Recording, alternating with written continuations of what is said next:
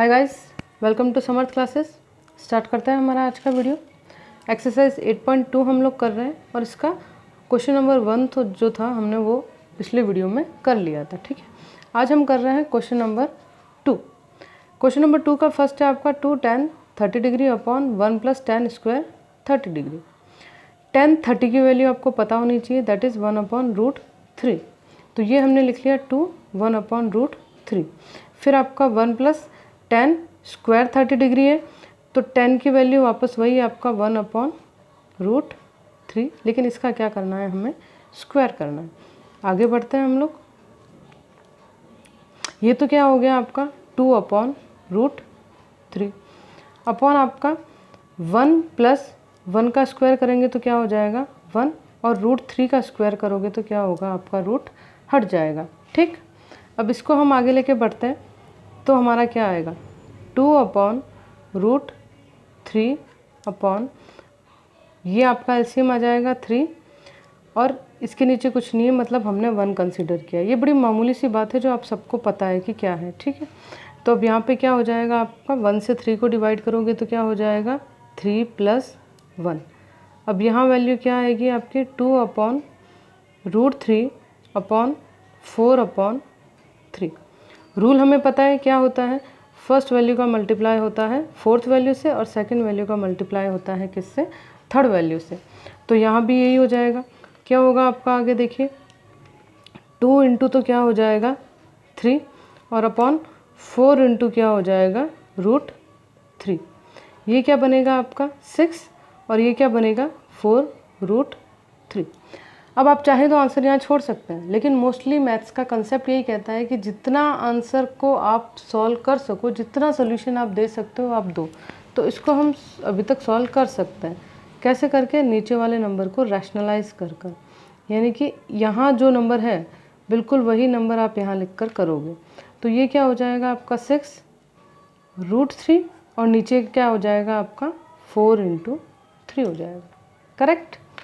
अब यहाँ हम काट छाट करेंगे। पहले तो 2 से करो, ये हो गया 2 × 2 = 4 और 2 × 3 = 6 और फिर 3 से 3 आपका कैंसिल हो गया, यानी कि क्या आया √3/2। अब √3/2 किसकी वैल्यू है, sin 60 की वैल्यू है। किसकी वैल्यू है, sin 60 की वैल्यू है। तो हमारे ये जो क्वेश्चन दे रखे हैं ये MCQs में दे रखे हैं, तो MCQ में आपको ऑप्शन मिलेगा sin 60। अभी आगे मैं आपको क्वेश्चन पेपर बता दूंगी, उसमें आप समझ भी जाएंगे। वो आपका ऑप्शन है ऑप्शन A।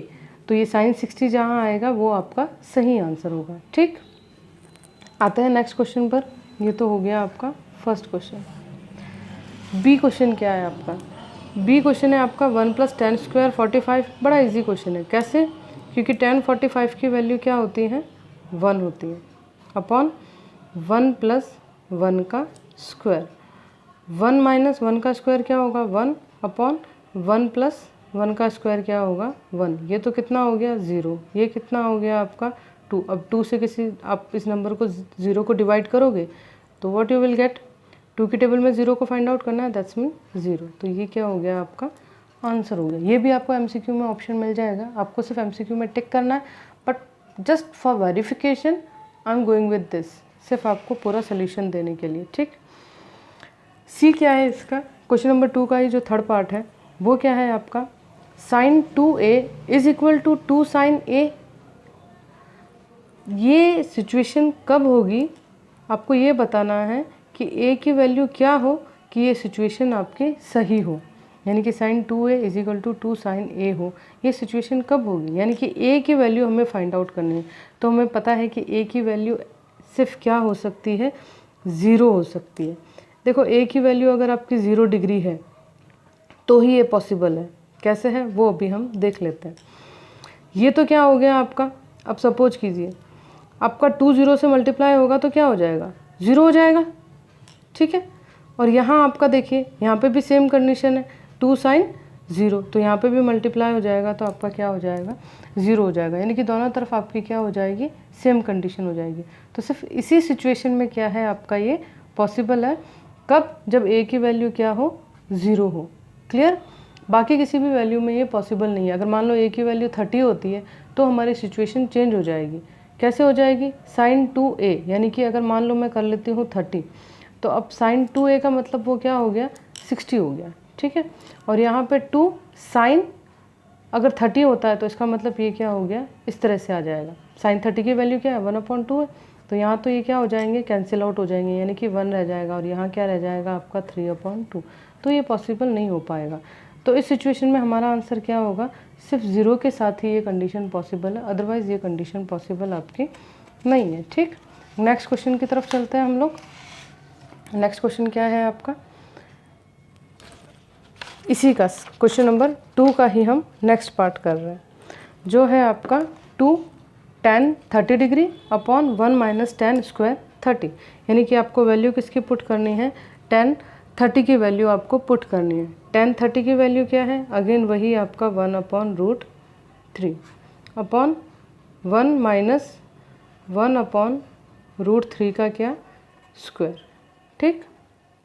इसको आगे आप सॉल्व करेंगे तो ऊपर तो क्या रहेगा 2√3 और नीचे क्या आ जाएगा 1 माइनस 1/3। बिल्कुल वैसा ही क्वेश्चन है जैसा हमने फर्स्ट क्वेश्चन किया था, सेम क्वेश्चन आ गया, बस वहाँ पे प्लस था और यहाँ पर क्या है आपका माइनस है। तो यहाँ क्या हो जाएगा आपका 3 माइनस 1/3, वापस वही क्रॉस मल्टीप्लाई, इसका इससे और इसका इससे, तो ये तो क्या हो जाएगा 2 × 3 और नीचे क्या हो जाएगा आपका 3√3 माइनस 1 क्या हो गया आपका 2 और इंटू √3, ये आपके क्या हो जाएंगे यहाँ पे। अब आपका ये तो क्या है 2 आपका ऑलरेडी था, 2 से मल्टीप्लाई हुआ कौन आपका नीचे जो ये 3 है वो मल्टीप्लाई हुआ, और ऊपर क्या है आपका यहाँ पर √3 जिससे मल्टीप्लाई होगा 3 माइनस 1 यानी कि 2√3।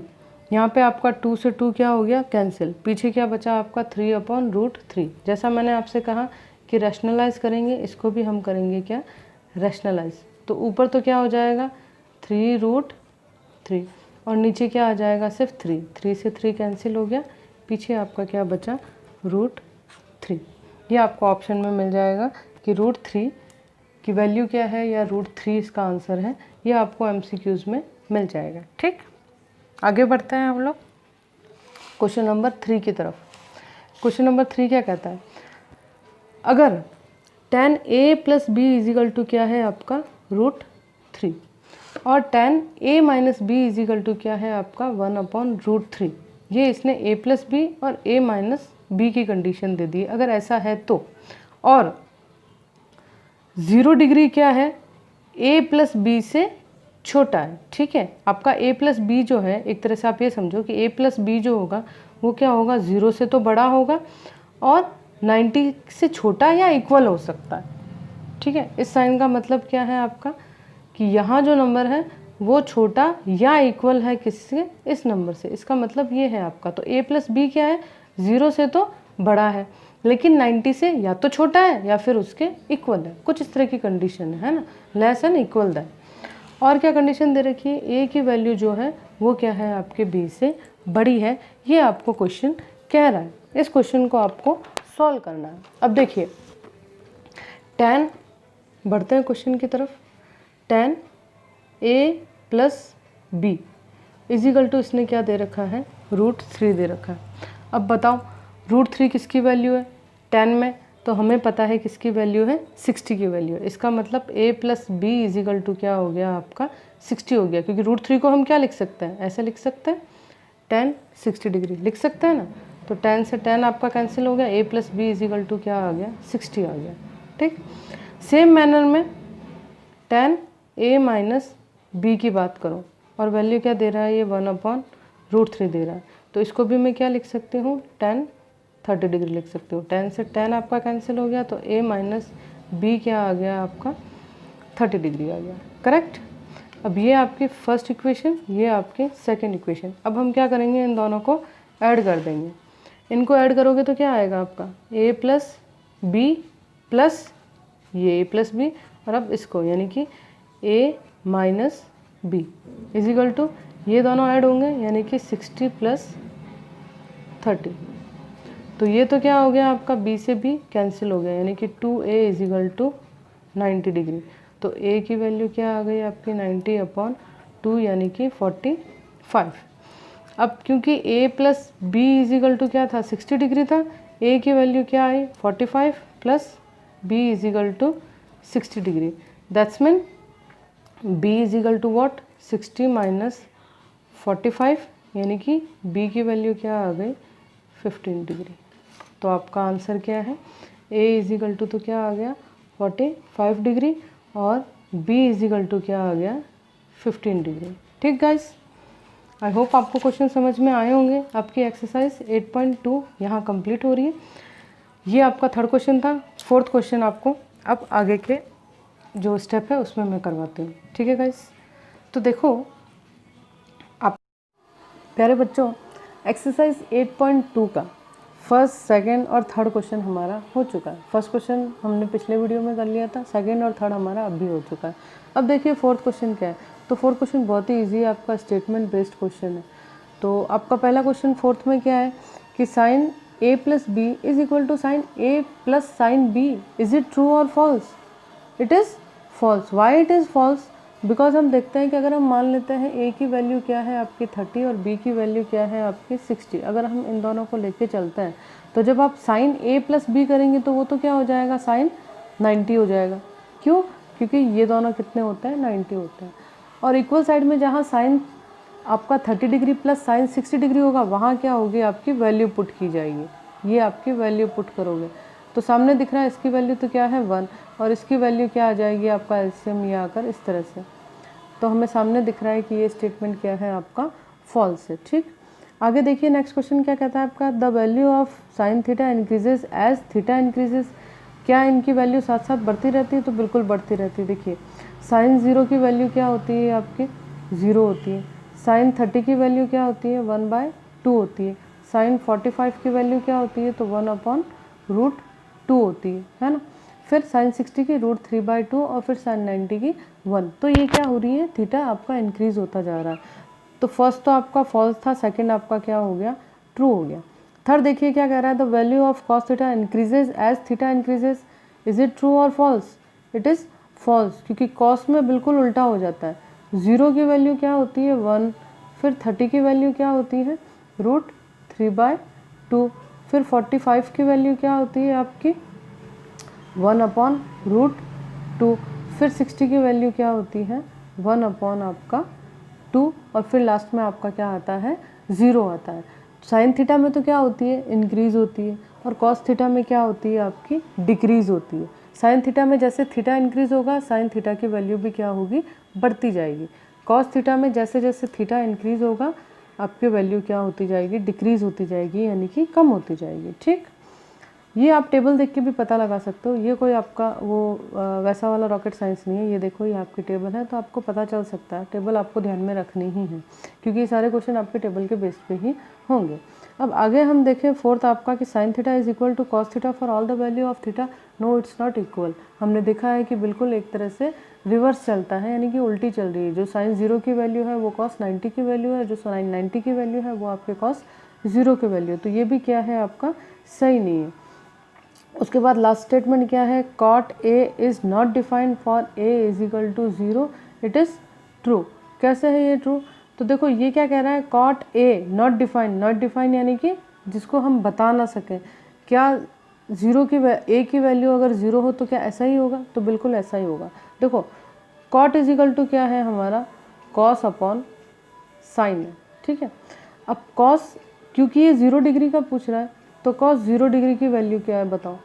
कॉस 0 डिग्री की वैल्यू है 1, जबकि साइन 0 की वैल्यू क्या है आपकी 0। अभी 0 से आप किसी नंबर को डिवाइड करोगे तो क्या होगा वो आपका नॉट डिफाइन होगा। सो ये आपका ट्रू है। तो फर्स्ट क्वेश्चन तो क्या था आपका इसमें फॉल्स, सेकंड क्या था आपका ट्रू, थर्ड क्या था आपका फॉल्स, फोर्थ भी आपका फॉल्स और लास्ट क्या हो गया आपका ट्रू। तो गाइज आपकी एक्सरसाइज 8.2